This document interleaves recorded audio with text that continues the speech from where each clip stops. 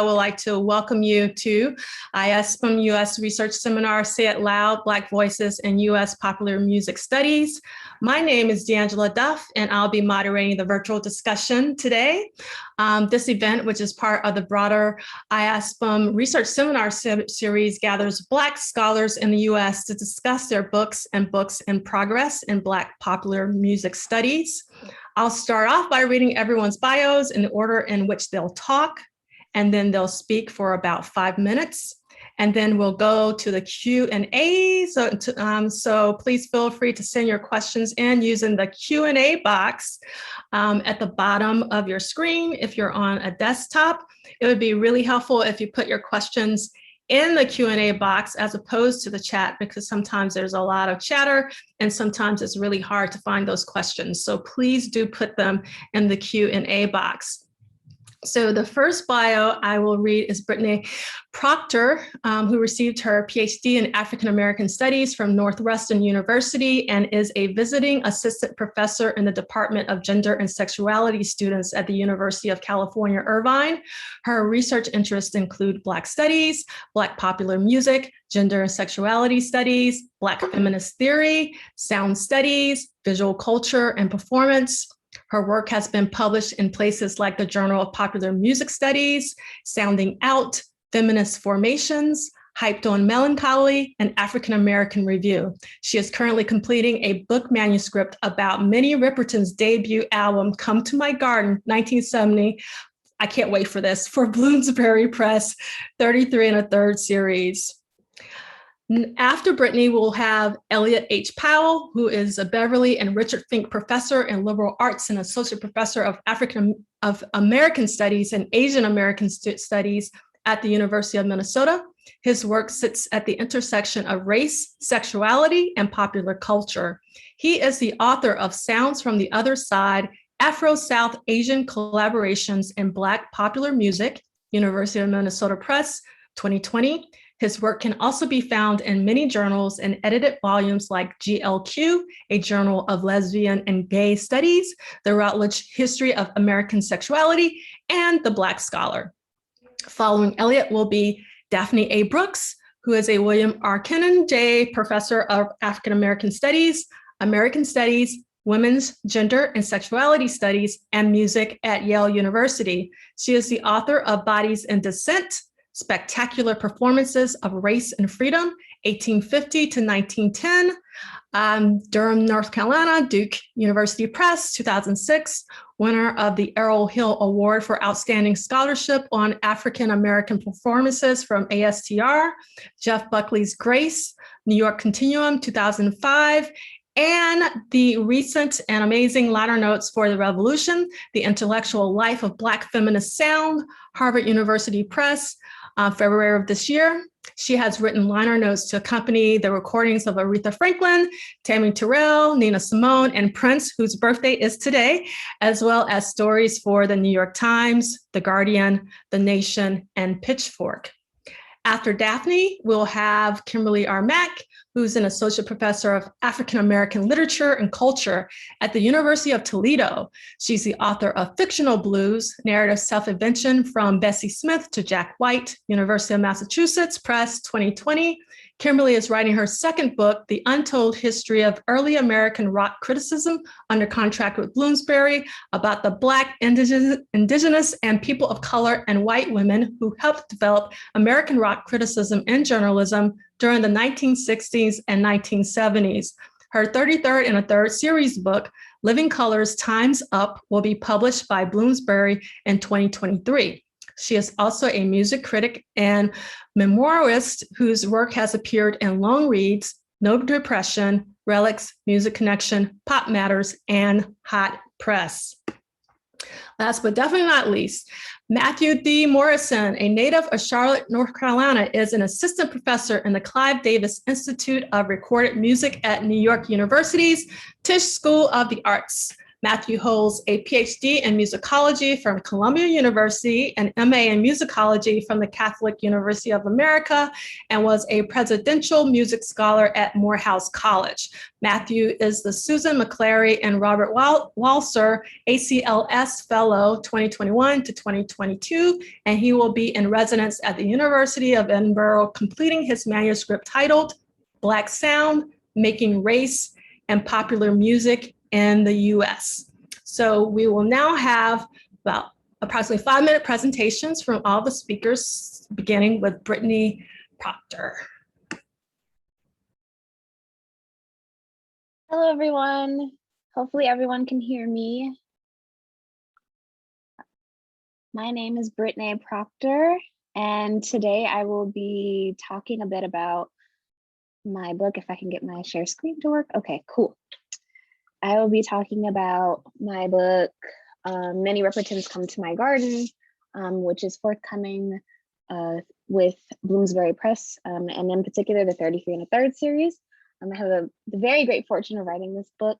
And the idea for the book originated out of research I was conducting for a second book project that draws on my personal Black working class archive of used LPs, as well as compact discs, in order to trace the sonic and visual discourses of gender and sexuality in Black popular music in the United States post-1960.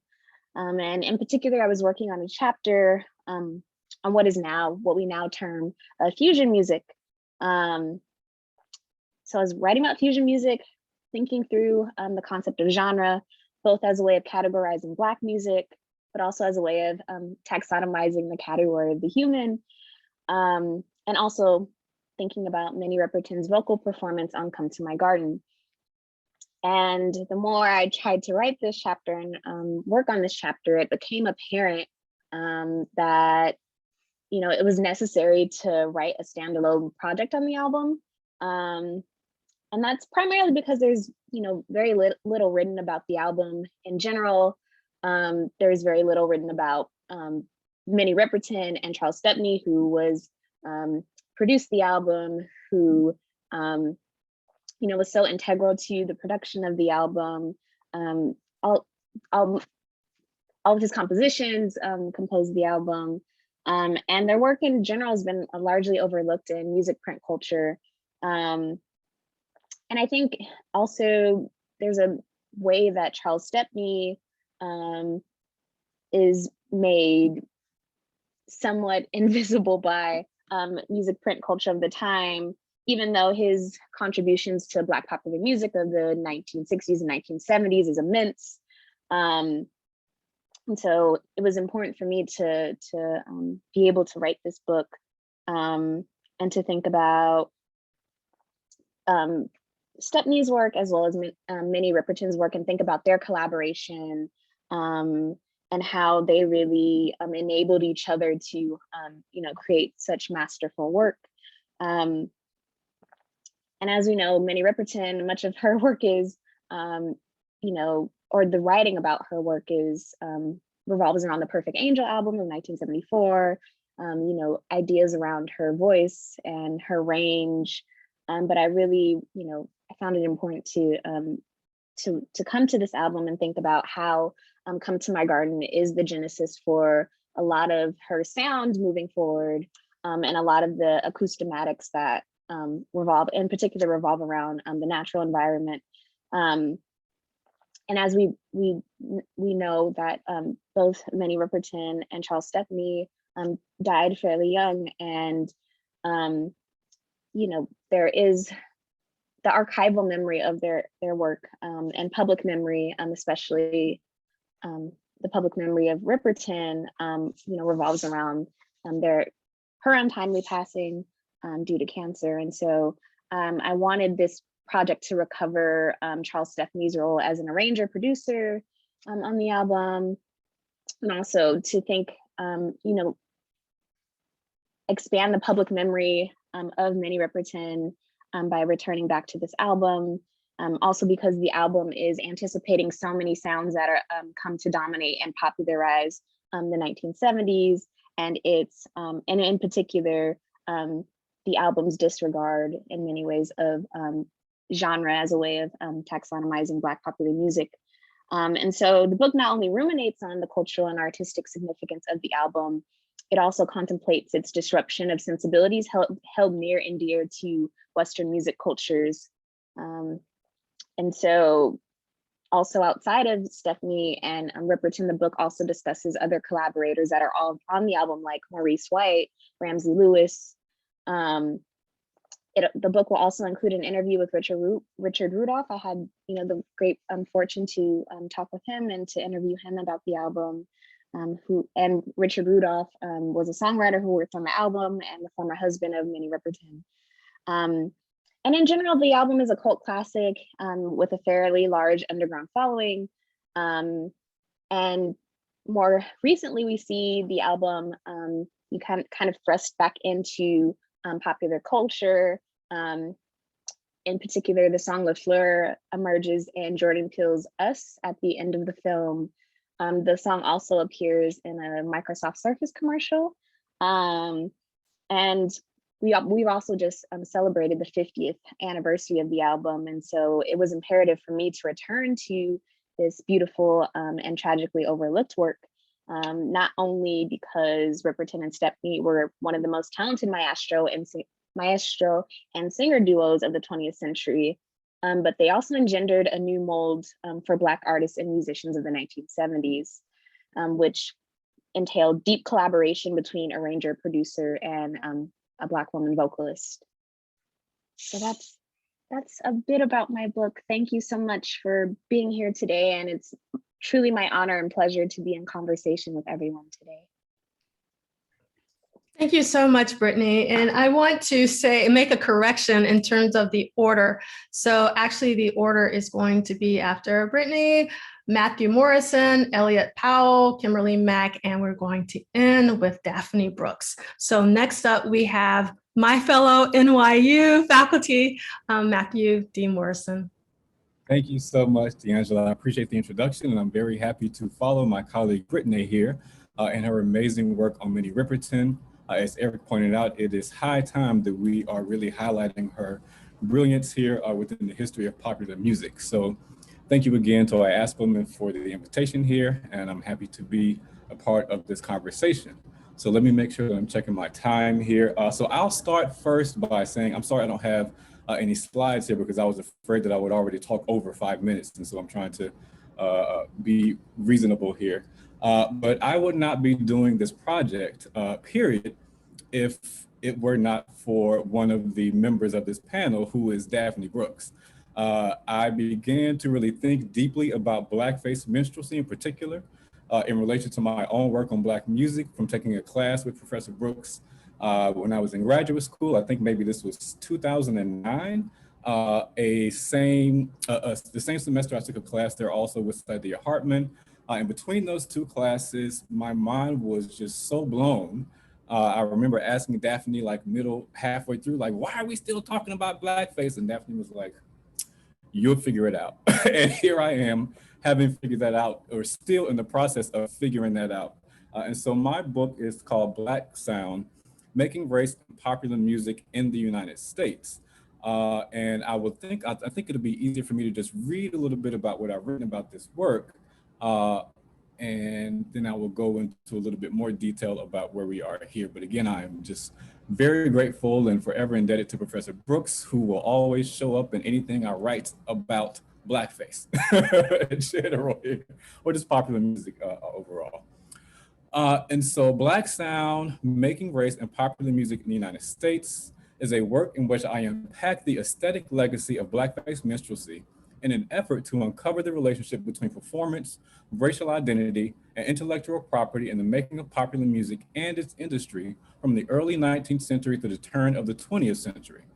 In particular, my work reconsiders the construction of popular sound, primarily in the pre-recorded era, as well as during the early advent of recording technologies. While Blackface continues to surface in performance, politics, and American culture in general, little attention is given to the sonic and performative aspects of this first original form of pop entertainment in the nation. Black sound is developed throughout this book as both an aesthetic theory and as a methodology through which to consider how the legacies of slavery impact the sonic, political, and legal functions of blackface in the establishment of popular music at large.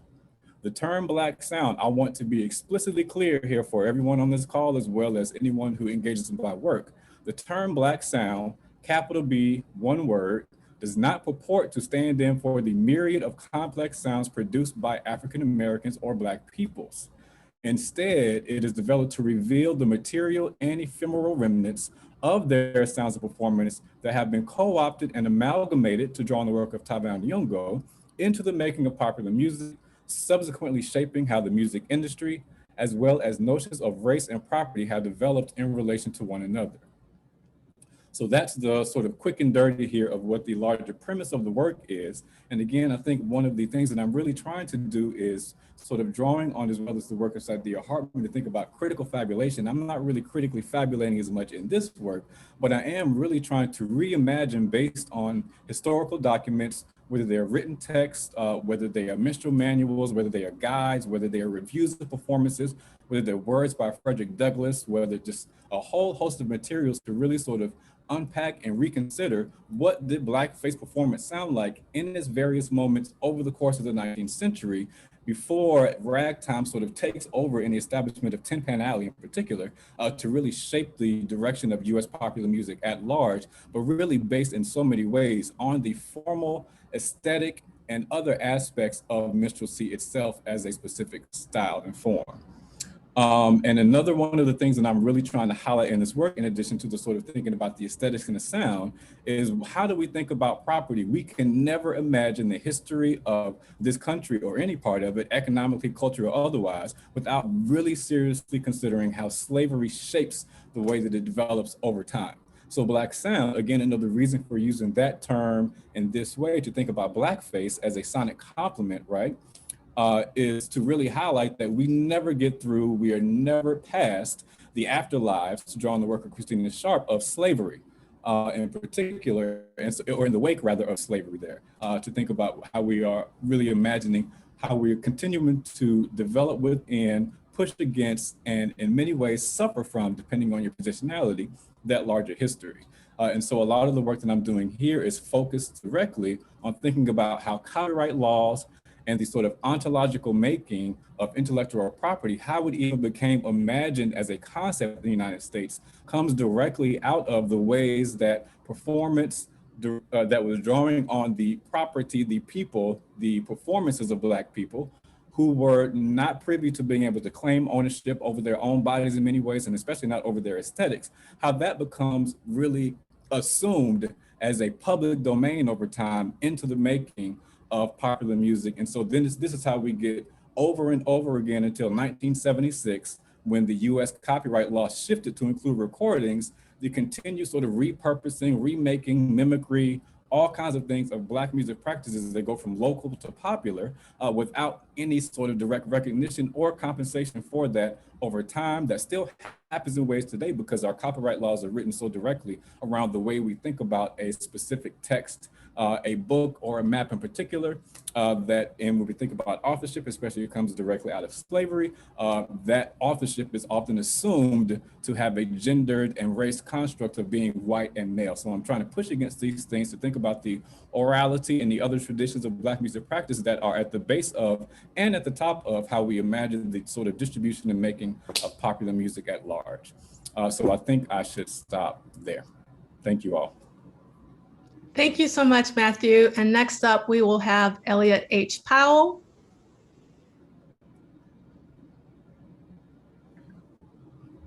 So thank you so much, D'Angela.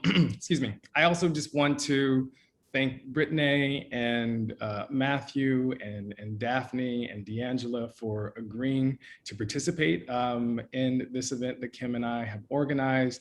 I want to thank Kim, my co-organizer, for really sort of helping me with this event, right? Doing this really sort of collaboratively. I also want to thank D'Angela, I forgot to mention this, who did the flyer that you might have seen on social media. I wanted to just give a shout out to you because for those who don't know, it's very much an allusion to James Brown's Say It Loud, I'm Black and I'm Proud. And so really D'Angela had found the button and essentially created this flyer, this incredible flyer. So I want to thank D'Angela for that. I want to also thank really Rupert Till, who is the president of IASPM, for putting together these IASPM research seminars for all of the kind of branches. And then I want to thank all the attendees here. There are a lot of y'all. I want to thank you for spending part of your Monday with us here. And, happy Black Music Month, happy Prince birthday. So what I'm going to do in a few minutes is actually talk about my book, Sounds from the Other Side. And let me share my screen and do that. Can I find, oh, there it is. That is weird, sorry. Sorry. Weirdly not working. Okay, got it to work. Okay, so Sounds from the Other Side. And essentially what I want to talk about this book, which came out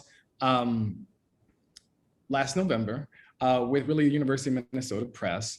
And there are, I think, two main things that I think the book is about. It's about a lot of things, but given the time, one of the kind of more broadly things that I actually try to do in Sounds from the Other Side is really trace a genealogy of African-American musicians' engagements with South Asian and South Asian American artists and cultures and sounds in the US since the 1960s, which is to say, one of the main things that I wanted to do in this book is to really highlight this rich and robust and long history in terms of African-American musicians who have for 60 plus years, and definitely even longer, drawn on South Asian music, South Asian culture, collaborated with South Asian and South Asian American musicians to create these really, really fascinating, exciting new sets of musics.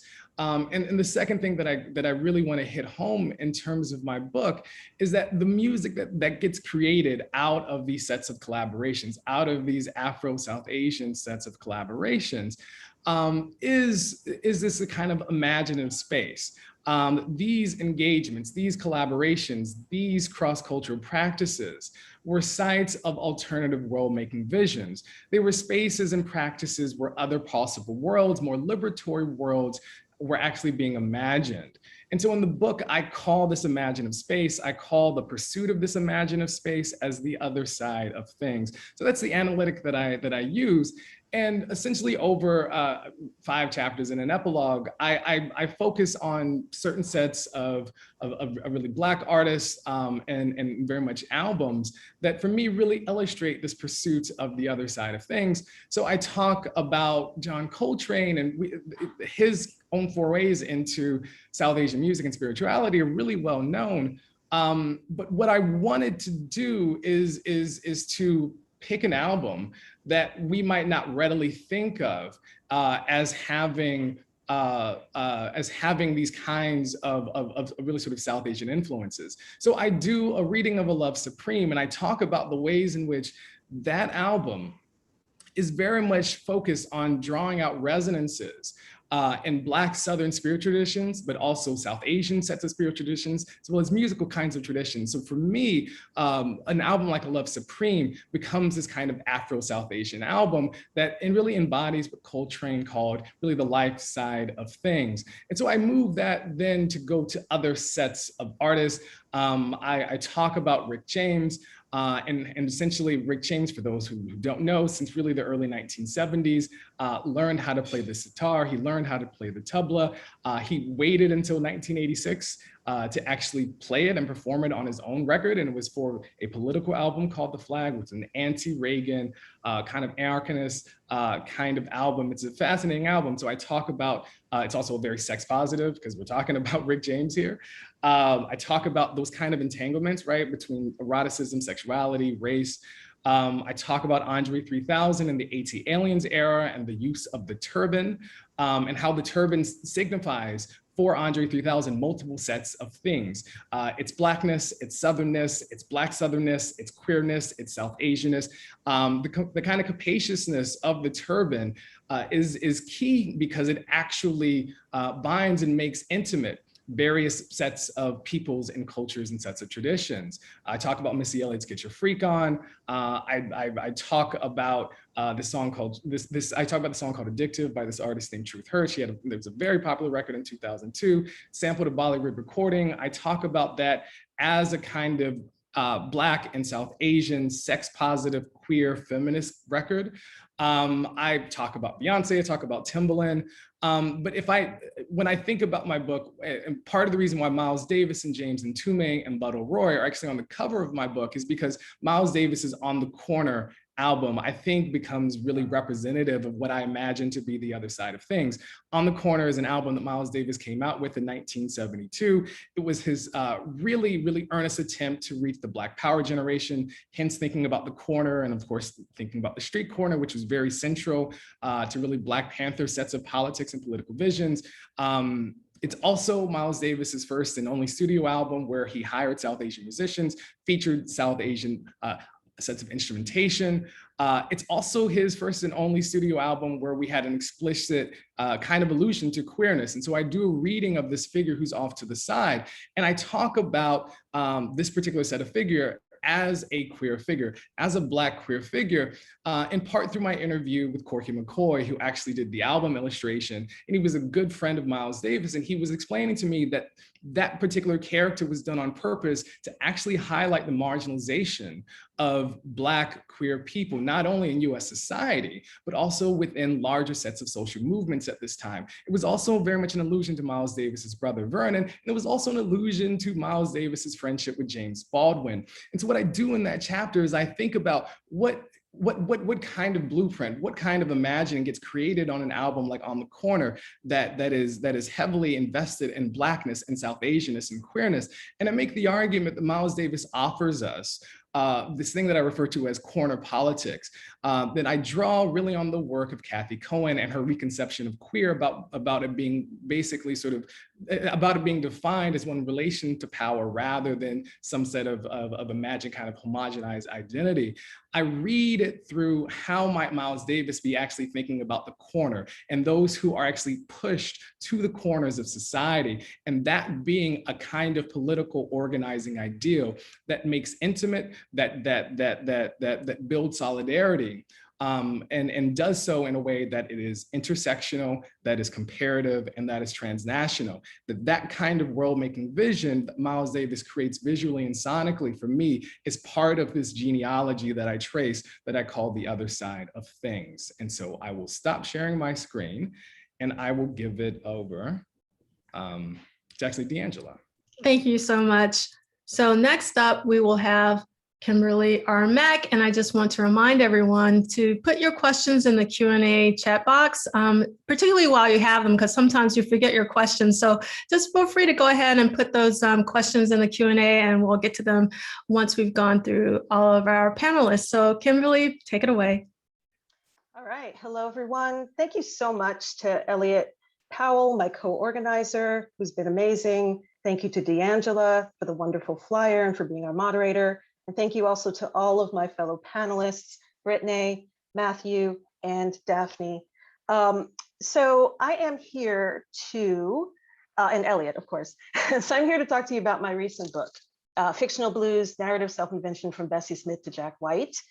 Oh, actually, I'm going to share my screen real quick. That's probably a good thing to do.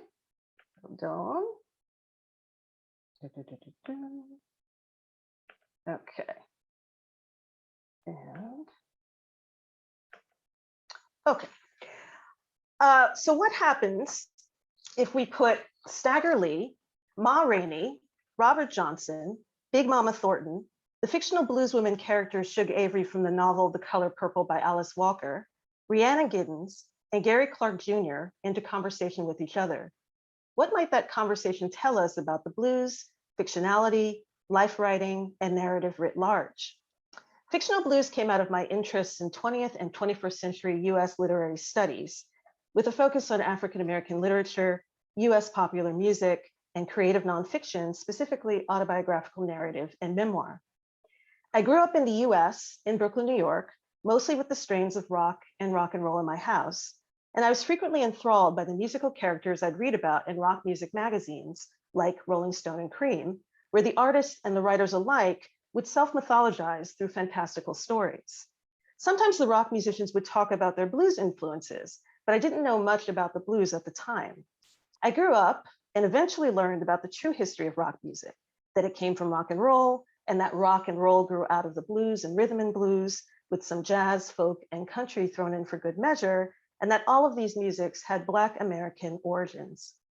When I later began my blues education, I discovered that the engaging fictive personas and narrative trickery that I encountered and loved in blues music, in rock music, and rock writing existed well before that in the blues. So I set out to explore these concepts through this vital, innovative, and enduringly influential American musical genre. Fictional blues makes an argument for the blues as a narrative art through which its makers invent and reinvent themselves through autobiographical fictions.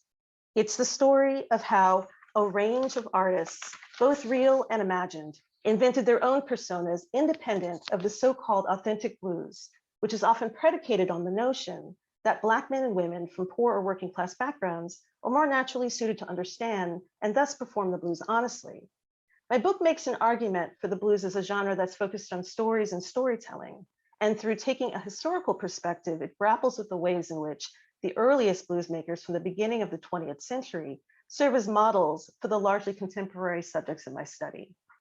Thus, engaging this genre is one that has long been rooted in ideas of racialized, geographical, and class-based authenticity, and recasting it as one where narrative, and specifically fictionalized autobiographical narrative, is at its core. Fictional blues examines the ways in which fictionality works in multiple forms. It engages fictional stories and fictional blues makers and sets them side by side with real life blues makers and performers. My work also considers the ways in which blues people, real and imagined, make up personas and tell tall tales in service to self-mythologization. And it considers those moments when tall tales contain bits of truth in them, or when they're not completely verifiably true, they are true enough to be real, depending on one's perspective. And ultimately, my book considers how these autobiographical fictions serve as acts of reclamation and the assertion of power and agency, as these blues makers tell their own stories on their own terms. In order to explore these ideas, I use examples culled from literature and contemporary music, and I engage my subjects through close readings of literary passages, historical and contemporary interviews, live concert performances, music videos, and songs.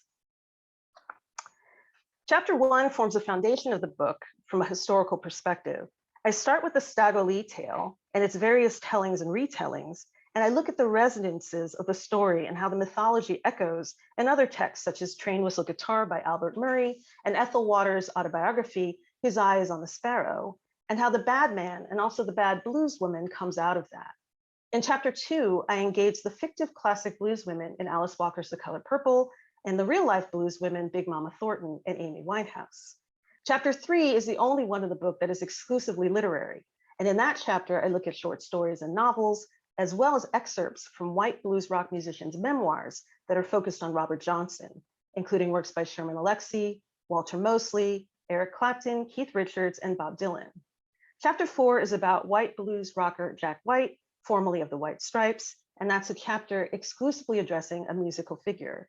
And then the final chapter is on the blues apprenticeship, in which I look at the master-apprentice relationship in varying forms and dimensions. I explore everything from the institutionalized, structured blues apprenticeships that happen through arts organizations and foundations, to an example of this mentor-mentee relationship working across time and space through a conversation about writer Ralph Ellison and his at-a-distance mentoring relationship with contemporary musicians Rhiannon Giddens and Gary Clark Jr.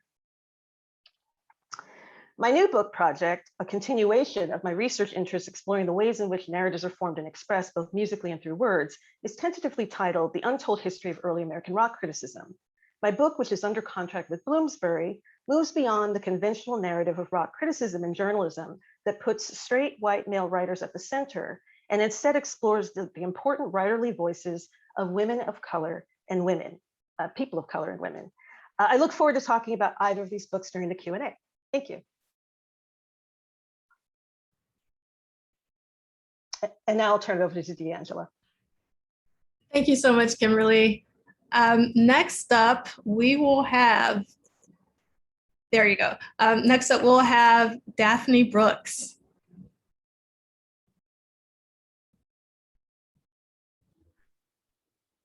Hello, people. Let me know if the fan is a problem. Our AC went out today, so happy summer, happy Black Music Month, happy Prince birthday, happy future of the field and state of the field, which I'm so honored to be in the mix with today. Every single one of the people on this call, your work inspires me and moves me and makes me think as someone who's long in the tooth that we are reaching better days. Thank you especially to Elliott and to Kim for organizing this event, to D'Angela, to Matthew, to Brittnay, who the latter two I've had the wonderful opportunity to work with, and D'Angela, I've admired your work. So thanks so much. All right, you guys, I will keep this quick so that Q&A can be a robust part of our time together. And for any people who have been hanging out with me over the past few months, these remarks will not seem new, but maybe they will in conversation with the other folks here today, or maybe they'll be revitalized by that dialectic. So as D'Angela pointed out in her introduction, I published a book earlier this year called Liner Notes for the Revolution, The Intellectual Life of Black Feminist Sound. And it's a long book. I've said that it's like the size of something that you could use as a weapon to fight January 6ers. It's very large. And sometimes to get my arms around it when I'm talking to people, especially public facing folks, audiences outside of the academy, there's some heuristics that I like to use to explain what the hell this book is. So I've said, when people ask me what the book is about, I usually start out by asking this question. Think of a sweeping, comprehensive, decade-spanning history of Black women in popular music culture. This book is not that book. My book is the reason why most people have trouble coming up with the title to answer that question. So it's in part a story of why that book hasn't been written yet. But crucially, it's also the story of what Black women musicians, as well as feminist thinkers and creatives who loved them, did in spite of this lack of full-scale intellectual interest in their work, what they did to look after their music, their groundbreaking performance practices, their contributions to modern culture. It's the story of how feminist artists and intellectuals articulated the value of Black women's musicianship when cultural institutions, critics, collectors, other powerful gatekeepers showed little to no interest at all in affirming the depths and the complexities of their aesthetic labor. So early on, when I set out to write this book, one of the guiding questions was this, and it was a simple question that shaped the kind of argumentative arc of what I was trying to do. If you were to point to a moment in time that marks the advent, the beginning of contemporary popular music culture, where would it be? Now, the IASPM community has many ideas about this and has pushed these kinds of questions forward, especially across the last few decades. But we know that old schoolers have long told us it starts here, right? And then other old schoolers consider themselves a little more woke. We don't use that word anymore, would say here, right? And certainly our revisionist historians have reminded us, and we don't need these tags up here. I could have taken these tags out, but they're here on this PowerPoint. Have said to look here, rightly so, right? Or even here, right? But the question that I feel like that I always want to challenge folks to really wrestle with, especially as we write about popular music culture, is to ask ourselves what happens if we tell the story of popular music culture as we've come to know and to feel and to experience it today by starting with the catastrophe of 1619. And even more so, what if we were to center the ideas and the feelings, the observations and the desires of the sisters who were the descendants of those in the hold, out in the field, confined to the kitchen, right? What if we actively kept that history front and center in our readings of Black women's musicianship across the centuries and took into account the socioeconomic, the material, the psychic conditions that undergird Black women's artistry? How would that affect the nature of what we valued about their music, how we narrated their worth, how we interpreted the work of the music itself as an archive of historical memory, an archive of our affective relationship with historical memory, and as a multifaceted mode of both social critique and social intimacies, right?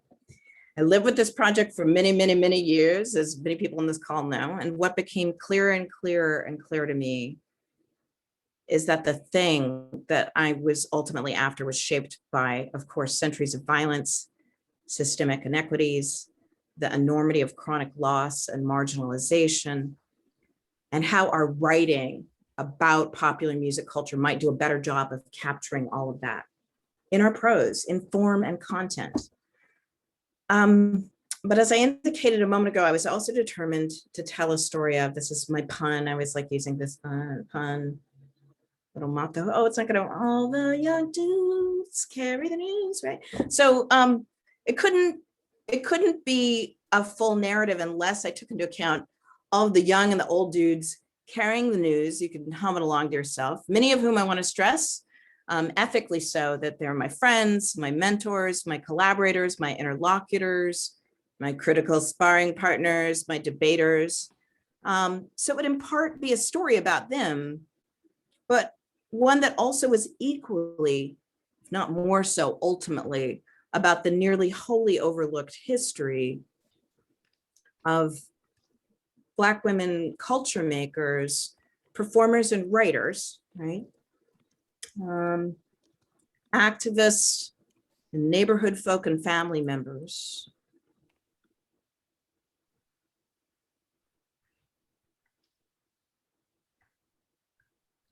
Family members, 95, y'all, knock on wood, as well as there's a neighborhood folk, very important, right? As well as the accomplices and the allies who for well over a century now have been making their own meaning, using knowledge about and documenting their own desires for and intimacies with the music and cultural forms that mattered to them. So, you know, at its core, this is a book that is the story of the why and how Black women musicians across the 20th and 21st centuries have been and remain essential architects of popular music culture. It's a book about why these artists, from blues queens like Bess to superstars like Yance, fundamentally matter in the making of the modern world, and how we navigate said world. It views them as artistic pathbreakers, as innovators, as repositories of cultural memory, as bearers of complex and profound emotions, and of course, as activist voices of social change in the long Black freedom struggle. And it also explores the reasons why these artists are both so passionately beloved and so often critically marginalized, disappeared from the historical record, oversimplified with regards to their enormous cultural value and worth. It's a book that's as much about the history of popular music criticism as it has been gendered and racialized, and record collecting, and the men who've dominated these worlds. So it's as much about that as it is about the women and girls, the artists and the critics and the fans who valued Black women's music when other folks wouldn't. And throughout, finally, I'll just wrap up by saying that I try to hold on to this truth, that the sisters are the stars of the show. People like Pauline Hopkins, arguably in my mind, the first Black feminist culture critic in print, right? Zora Neale Hurston in her guise as a sound ethnographer and performer, playwright Lorraine Hansberry in her guise as a queer Black feminist critic of modern culture, Janelle Monáe as an innovator of the liner note album form in the 21st century. And then in the latter portion of the book, I turn my attention to the experimental performances and recordings of contemporary geniuses, literally geniuses like the great Cecile McLaurin-Salvant, the great Valerie June, and the great Rhiannon Giddens, who in my mind amount to some of our most formidable public historians working today. At its heart, this is a book that aims to celebrate and to take seriously the radical intellectual culture of Black women's music. So I'm thrilled that we can be in what is certainly a renaissance right now of Black sound studies, critical thought and publications. I also want to mark that this is the 20th anniversary of Farrah Griffin's If You Can't Be Free, Be a Mystery in Search of Billie Holiday, which kicked open the door for Black feminist sound studies and jazz studies, a new age of that. So it's a great time to be doing this kind of work, and happy to be in conversation with you all today. Thanks so much. Thanks so much, Daphne, for your wonderful presentation. I don't know if you saw in the chat, but everyone loves your slides and just how compelling they were from the very first cover slide, which is actually pretty emblematic of your book as a whole. So it was really awesome to see that. So we are going to have our panel come back, and we're going to start the Q&A session of our time here, but time is flying by. As you can see, it is 47 minutes in, and if for those of you who want to stick with us, we're probably going to go past 2 p.m. So that we can get some conversations around these fantastic books. And I also want to make sure that everyone puts your questions and answers in the Q&A box, because I will not be able to see it if you're going to put it in the chat, because I'm just going to focus on the Q&A box. But I will actually ask one question in the chat by Michael Kramer, which is really great. But before we do that, we wanted to give you some information in the chat about these wonderful, wonderful books. So if you're a bibliophile like me, sometimes I buy both the Kindle as well as the hardcover or softcover book. So if you have not, you can see that Elliott has just dropped in where you can either find our speakers on their respective websites, or you can also buy their books. So definitely make sure that you stock up on all these books and read them. So with that being said, I do want to actually start with this really fantastic question from Michael Kramer. It's a 3-part question.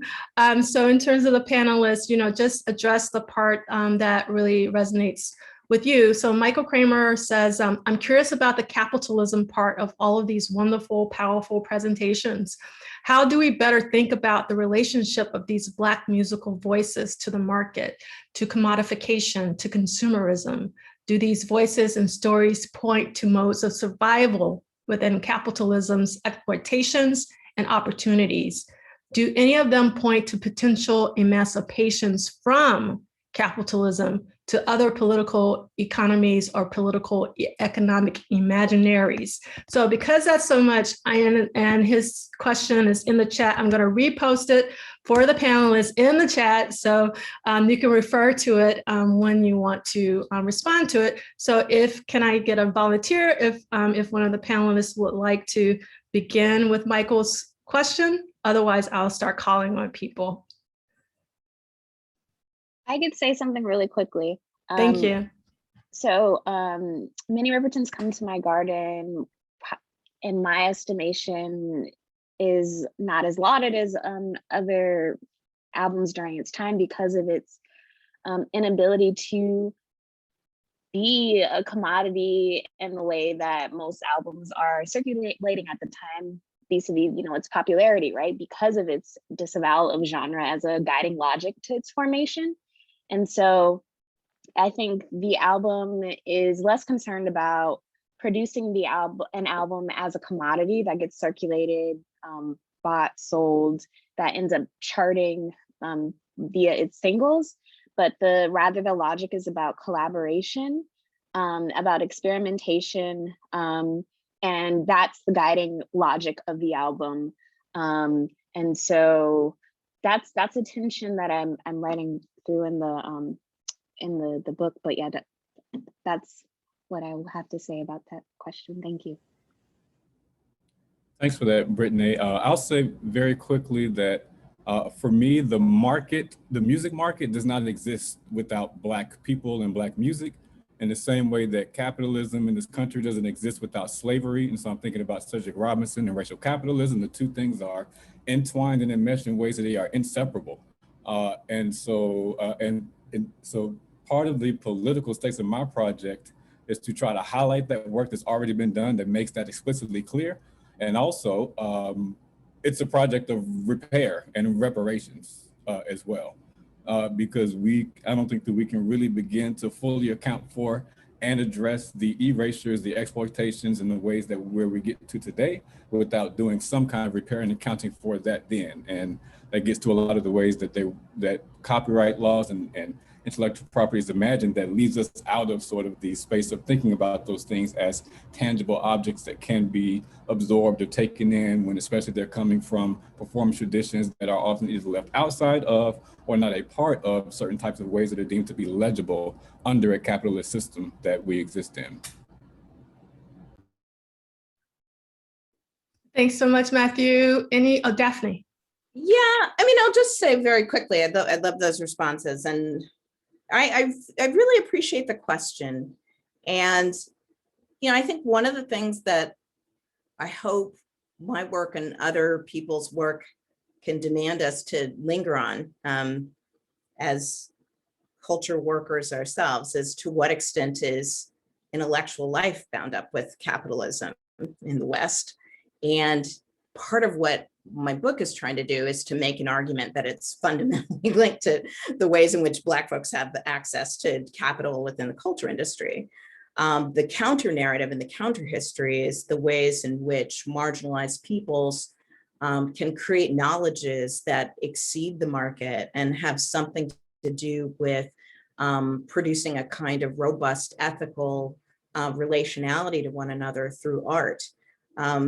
And I think, I will say to all the long in the tooth person on this call, that this is important for us all to be thinking about the extent to which our own intellectualism is obviously tied to capital and the jobs that we have in these historically anti-Black institutions, and how we can counter that. And whether that comes by way of collaborative work that we do that diffuses the kind of individualist rhetoric that is tied to our understandings of capitalism and work, or some other ways of imagining how we can do our kind of intellectual selves together is something that I want to promote, and something that I think the people that I write about in my book are trying to do at different moments in time. So thanks for that question.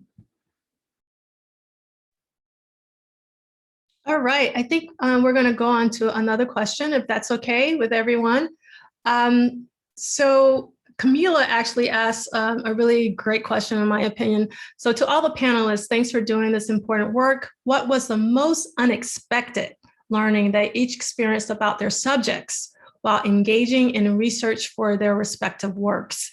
And I will start with Kimberly, only because just to spread the love around.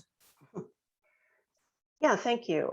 So when I started out working on my book, I really, really wanted to find first-person accounts.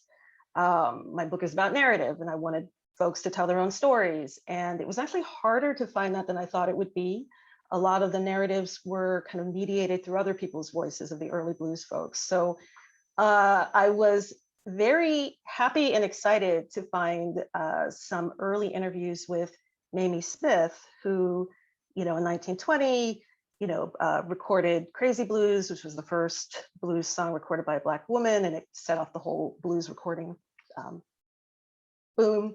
And I was able to find some articles where she talked about her very kind of self-conscious ways of engaging her audience. A lot of times we like to think about the blues makers as sort of, just being the real folks who are just expressing these things that are innate and natural and are not really thinking about audience or commerce or any of those things. And so it was really wonderful to hear her talking about her gowns and the expectations that her audiences had for her looking a certain way. And in one interview, she says something about, I know that my audiences expect me to be becomingly gowned.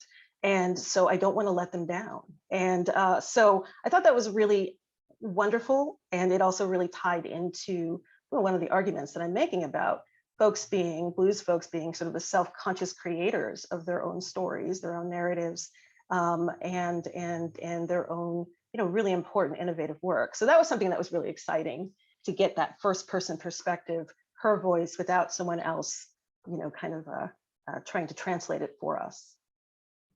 Thank you so much, Kimberly. I love that term, becomingly gowned. I got to use that. Thank you so much. Elliott, what about you? Like, what was expected that you found out during your research and writing? Yeah, I was not, I'm not going to say I was struggling to answer that. I actually write about it in the book. So it was, essentially, I knew I was going to do this. I knew I was going to have Rick James to be a part of the project. And I'd done like interviews and oral histories with folks for the book. And I had this opportunity to talk to Rick's brother, Leroy. And the initial interview didn't actually happen. And so there was this kind of unexpected, hey, can you talk right now? Kind of situation. And we did it. And I felt that I had asked them a question about something that actually I had read about how Rick James got interested in learning how to play the sitar. And what I had read was that essentially Rick was kind of evading the law and had gone to India and essentially had started to sell drugs. And, I was talking to Leroy about like this thing and not necessarily looking for, I wasn't looking for really sort of verification. I was just like, this thing actually exists and that, and he wanted to sidestep the whole issue with me. The whole issue in terms of the drug stuff, but also just the sitar stuff. He just kind of wanted to sidestep that. And I remember not knowing really what to do with that, right? And I remember kind of leaving that interview thinking, I don't know how useful this is actually end up going to be. And as I was transcribing and I was like looking through it, I was like, oh, okay, there's actually something here. Like his sidestep actually pushed me to think about Rick in a different way. So he'd sidestepped my question and he said, Rick also spent time in Toronto. And I realized that like, he talked about Toronto and he talked about London. And I realized he was pushing me to think a bit more diasporically. And so I talk about Alex Vasquez, and she has this essay where she talks about the power of like asides. And I was like, this is actually what's happening here, right? And that was the kind of unexpected for me, and how I wanted to think about Rick James and his South Asian forays was actually thinking about his time in Toronto, actually thinking about his time in London, thinking diasporically about Blackness and South Asianness during the 1960s and 1970s, and as that being a particular kind of influence on him. That was the unexpected thing, right? I thought that this was just going to be a throwaway kind of interview. I thought, I was kind of mad. I was like, oh, all right, I guess I don't have anything here. But I transcribed it, stepped away from it, came back, and I was like, oh, here's this thing, right? Here's this other kind of opening. And that actually helped shape further kind of interviews that I did with folks, right? And so that was, I think, the kind of unexpected thing for me. Thank you so much, Elliott, for sharing that. You know, it's really interesting. Sometimes things that you don't think you're going to get any value out, you get the most. So thank you for sharing. So I don't want to, unless you, each of the rest of you, Brittnay, Matthew, or Daphne, do either of you, any of you want to answer that question of something that was unexpected that came up with your research, just for the sake of time, because I do want to get to a couple of other questions. My 95-year-old mom grew up going to record stores in Jim Crow, Texas. It's an incredible story. It also made me rethink the ways that she would ride me so hard for spending all day at Tower Records on Saturdays and Sundays in Mountain View, California. But it's a beautiful story of ludic leisure life of Black girls in spite of Jim Crow terror. That's an incredible story. I can't even imagine, thank you, that's beautiful. So one of the questions in the Q&A, and again, if you have any questions, please drop them in the Q&A, is for Matthew. So it's from Barry Shank, and it says, really interested in your exploration of intellectual property as a concept that protects the objects constructed by largely white male authors, but also how that turns into a restricted understanding of what an idea is, what a song is, etc. Can you say more about the implied idea of value that must lie behind the idea of intellectual property and the limits of that idea? Wow, thank you for that question, Barry. We are almost out of town, so how am I supposed to answer that right now? But there's so many things. There's so many things there. I think what I'll just say is that intellectual property doesn't even really emerge as a concept like that until the 20th century. So what I'm actually doing is trying to unpack the way that we get to this understanding of intellectual property, because it is that before it becomes some sort of protected material. So it's intellectual property, then become a patent or a copyright or a trademark or some dress. I forget, I'm thinking of particular terms right now, but it goes from being an idea or an invention of the mind to then becoming something that is deemed to be able to be protected under the law, right? And so I think that what I'm trying to do in the book here, in my larger research, is like understand how we get, that's why I say the ontology of intellectual property. How do we get to imagining property being what it is in that way? Because there's a reason that the blues scale is considered to be public domain and we don't think twice about it. And you know, like there's so many examples like that. So I'll leave it there just for brevity's sake. Thanks so much, Matthew. I actually have a question of my own for Brittnay, because I just love Minnie Riperton. Minnie Riperton's Minnie was actually the very first album that I asked my mom to buy for me as an 8-year-old. And actually Come to My Garden is my favorite Minnie Riperton album. There's so much I could ask you, but I won't monopolize the time. But I love that you mentioned Charles Stepney, because he doesn't get talked about enough. And I was just curious if you, in your research, found out what that relationship was with Minnie in the studio. What was their collaboration like? And I can't remember, was Richard Rudolph in the picture at that point? Because he's also a producer. And like, how did that, relationship influence what was going on? Can you speak to that? Thank you. Yeah, thank you, D'Angelo, for that question. So the relationship between Charles Stepney and Minnie Riperton is deeply collaborative. He comes up with the idea of Come to My Garden, but outside of that, they're deeply collaborative in their relationship.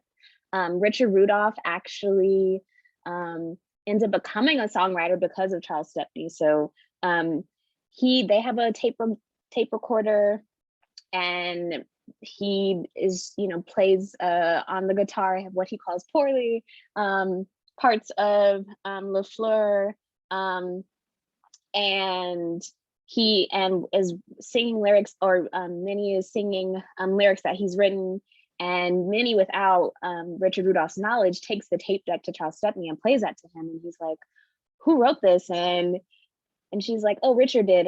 And Stepney goes to Richard and says, "Hey, can you write songs?"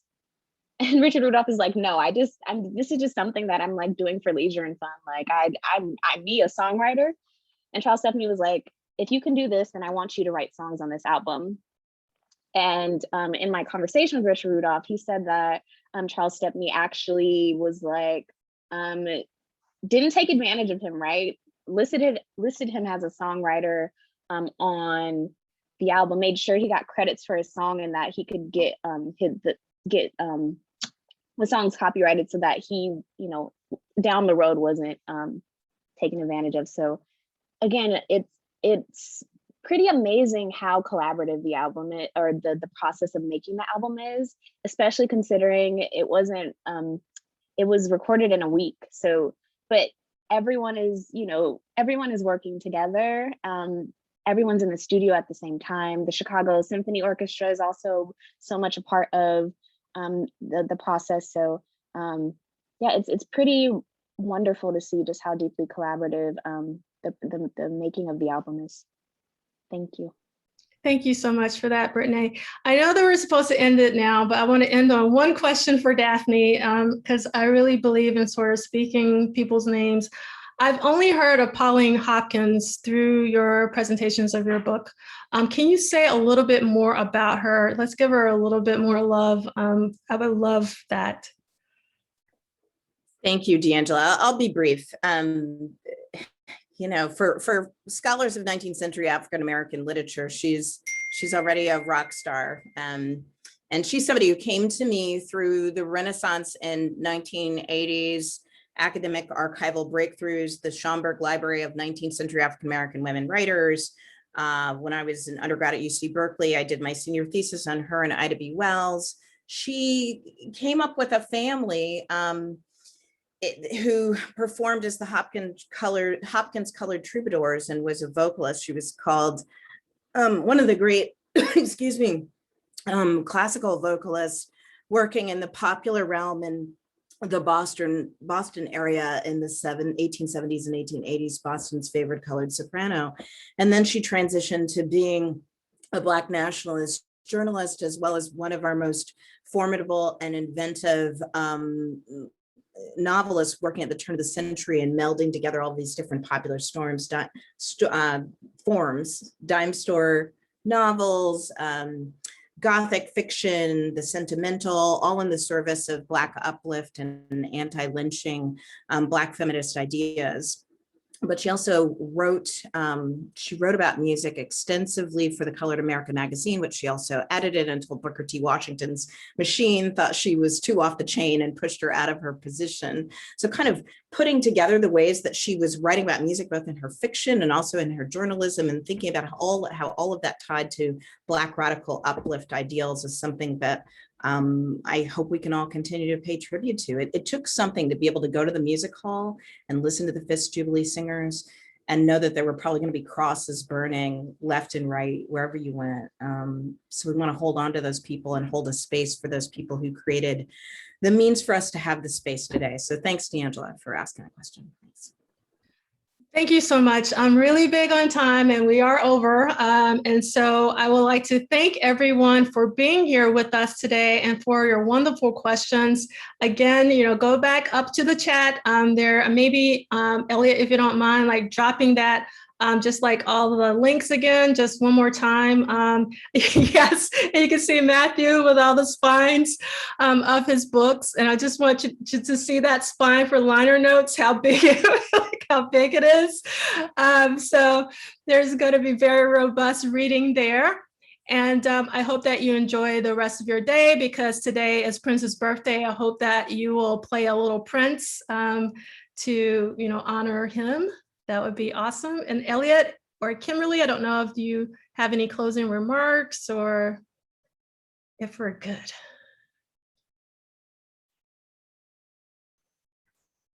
Thank you all. Yeah, I'll just say thank you so much again, everyone, for attending. Thank you. It was so wonderful being in conversation with D'Angela and Elliott and Matthew and Brittany and Daphne. And thank you again to IASPM and to Rupert Till at IASPM Global and to IASPM-US. And thank you again, everyone, for attending. It was a pleasure.